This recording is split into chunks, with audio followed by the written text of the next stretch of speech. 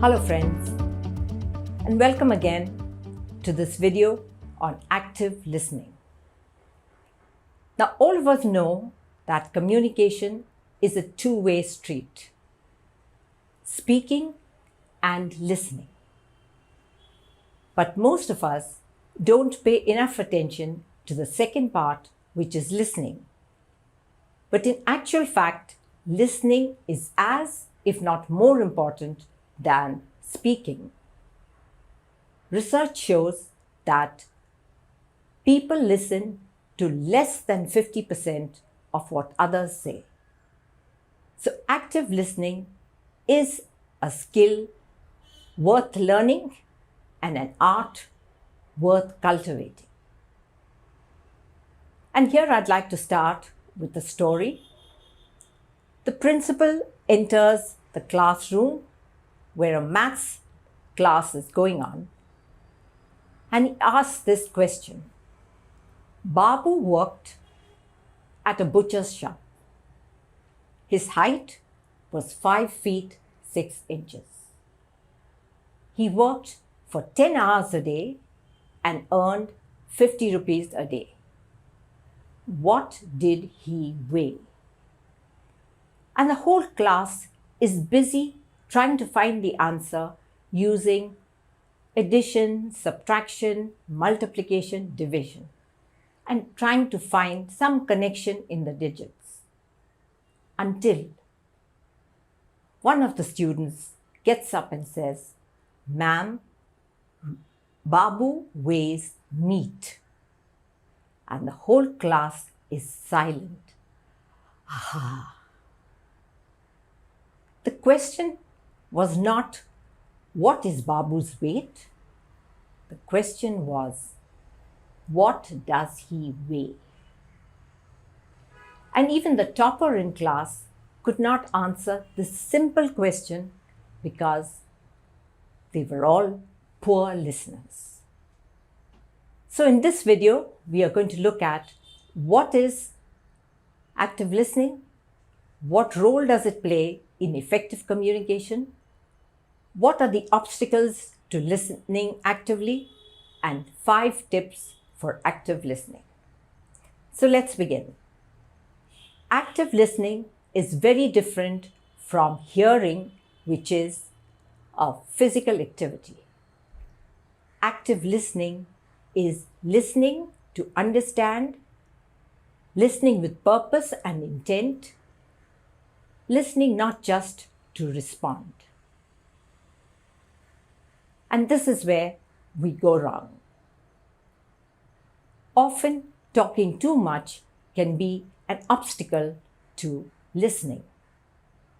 As Mark Twain has famously said, if we were meant to talk more than we hear, we would have had 2 tongues and 1 ear.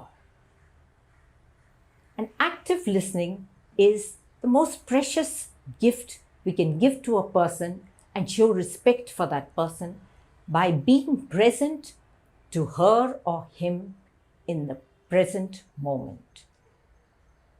You may have heard little children saying to their mothers while the mother is busy with other activities, "Mama, listen to me."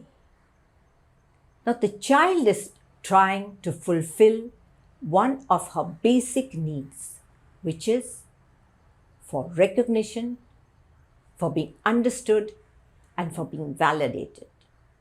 The need for significance. So what role does active listening play in effective communication? People rarely tell us what's really on their minds. In fact, often we ourselves don't know what's on our minds. So we need to listen actively to what is not being said. Also, our minds process words at the rate of 50 to 60 words a minute, whereas we speak at the rate of 100 to 120 words a minute. So when we listen to another person, we are gifting them their time. And that's what builds their self-esteem, builds trust, makes them feel valuable. And that is why active listening is at the heart of emotional intelligence and empathy, which are critical life skills. So then we come to, what are the obstacles which don't allow us to listen actively? First of all, it's our busyness. We like to be busy. In fact, you can say that we have a chemical addiction to being busy. Also, some of us, me included, tend to talk more than is necessary. We can also sometimes judge others according to our own standards, or we are tempted to play good uncle and give advice. Very importantly, we are impatient and don't allow others to finish their sentences. We try to finish them for them. And of course, our mood is most important.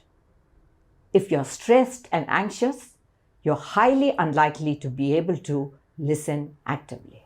That brings me to the 5 tips to improve your active listening. Strangely, the word silent and listen have the same alphabets. But active listening does not mean being silent. The first point is to make a connection or rapport with the person you're speaking to. Understand her age, her background, her education, her outlook on life. The second point is pay attention to your attention. Be laser focused like the athlete who is focusing on that finishing line, or Arjun who could only see the eye of the bird. Third point is listen for ideas, not for facts. Listen for the whole picture. In other words, listen not only with your ears, but also with your eyes and your heart. Look for the emotions that are coming out through the body language. This is known as reflective listening. Fourth point is engage with the person by nodding your head, using words like yes, sure, I understand. When an important point is made, try and repeat it back so that you are clear. Also ask relevant questions so that the person knows you're listening and you can get clarity. And the golden rule is never ever interrupt. In fact, conversation should be like CB radio, where only one person can talk at a time. And the last point, of course, is practice. Active listening, my friends, is hard work. So you need to practice with your family, your colleagues, your trusted friends, and also record your conversations so that you can get feedback. Just to recap the points, active listening is not hearing, it is listening to understand, not to respond. It is important because people rarely tell us what's on their minds, and it also helps us to value the other person and build their self-esteem. We have to avoid certain obstacles like disturbance, judging others, etc. And the 5 tips of active listening are, of course, building a connection, paying attention to your attention, looking for ideas and not for facts, engaging with the person, and of course, practice. And I end this video by saying active listening is one of the most important life skills.